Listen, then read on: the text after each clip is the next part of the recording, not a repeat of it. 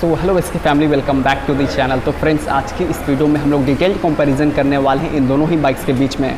तो ये दोनों ही बाइक्स 125 सीसी की हैं। एक है बजाज पल्सर 125 और दूसरा है बजाज पल्सर 125 स्प्लिट सीट।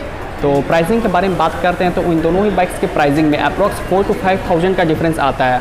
तो देखते हैं कि 4 to 5,000 के प्राइसिंग में इन दोनों ही बाइक्स में आपको क्या क्या अलग अलग देखने को मिलता है। तो चलिए वीडियो को बिना किसी देरी के स्टार्ट करते हैं।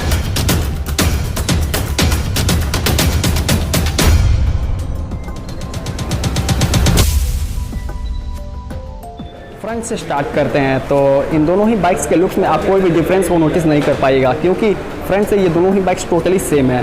साइड में बात करते हैं तो ये बाइक कुछ इस टाइप का देखने को मिलता है, वहीं ये जो बाइक है स्प्लिट सीट वो कुछ ऐसा दिखता है। तो मेन डिफरेंस के बारे में बात करते हैं साइड में, तो वो है सबसे पहले इंजन काउल। इसमें आपको इंजन काउल देखने को मिल जाता है, काफ़ी ज़्यादा स्टाइलिश देखने को लगता है। वहीं इसमें आपको कोई भी इंजन काउल देखने को नहीं मिलता। और सीट के बारे में बात करते हैं तो इसमें आपको सिंगल सीट देखने को मिलता है, बल्कि इसमें आपको स्प्लिट सीट्स देखने को मिल जाता है। साथ में आपको कुछ इस टाइप का ग्रैबल देखने को मिलता है, वहीं इसमें आपको इंटीग्रेटेड ग्रैबल देखने को मिलता है। पीछे आपको कोई भी डिफरेंस देखने को नहीं मिलता। कुछ इस टाइप का पीछे का लुक है इन दोनों ही बाइक्स का। पीछे कोई भी लुक्स में चेंजेस नहीं किया गया है। इंजन के बारे में बात करते हैं, इन दोनों ही बाइक्स में आपको सेम इंजन देखने को मिलता है। 124.4 सीसी का single cylinder air cooled BS6 compliant. तो ये दोनों ही बाइक्स आपको पावर प्रोड्यूस करती हैं 11.6 bhp का और 10.8 Nm का टॉर्क प्रोड्यूस करती हैं। फ्रंट टायर के बारे में बात करते हैं तो फ्रंट में आपको 80/80 सेक्शन का और रियर में आपको 100 सेक्शन के टायर देखने को मिलते हैं दोनों ही बाइक्स में 17 इंच ट्यूबलेस। ब्रेक्स के बारे में बात करते हैं तो फ्रंट में आपको 240 mm के डिस्क ब्रेक देखने को मिल जाते हैं और रियर में आपको 130 mm के ड्रम ब्रेक देखने को मिलते हैं। तो उसमें भी आपको सेम ब्रेकिंग ही देखने को मिलता है। तो अगर आप इन दोनों ही बाइक्स के ड्रम वेरिएंट को लेते हैं तो उसमें आपको 170 mm का ड्रम ब्रेक देखने को मिलता है। बात करते हैं सस्पेंशन सिस्टम के बारे में, तो सस्पेंशन सिस्टम भी आपको इन दोनों ही बाइक्स का सेम देखने को मिलता है। फ्रंट में आपको टेलीस्कोपिक सस्पेंशन देखने को मिलता है और रियर में आपको गैस चार्ज शॉक एब्जॉर्बर देखने को मिलता है। माइलेज के बारे में बात करते हैं तो जैसा कि मैंने आपको बताया कि इंजन सेम है, तो माइलेज भी इस दोनों बाइक का सेम ही है।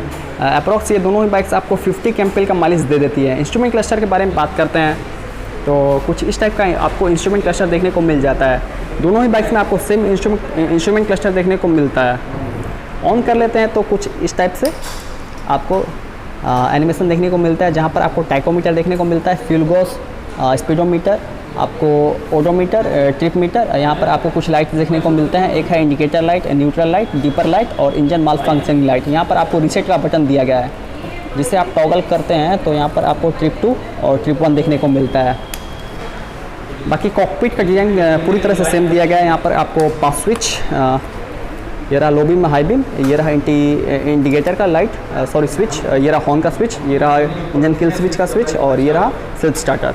इसमें भी आपको सेम वही चीज़ देखने को मिलता है। इसका जो की है वो अभी मेरे पास नहीं, इसलिए मैं आपको ऑन करके नहीं दिखा सकता हूँ।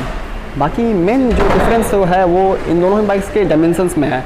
वैसे कोई मेजर डिफरेंस भी नहीं है, केवल वेट में इन दोनों ही बाइक का डिफरेंस है। ये जो इस बाइक का वेट है वो 142 kg का है, वहीं इस बाइक का 144 kg का वेट आपको देखने को मिलता है। तो इसका वेट आपको 2 kg ज़्यादा देखने को मिलता है इसके कंपैरिजन में। ग्राउंड क्लियरेंस के बारे में बात करते हैं तो 165 mm का ग्राउंड क्लियरेंस आपको दोनों ही बाइक्स में देखने को मिल जाता है।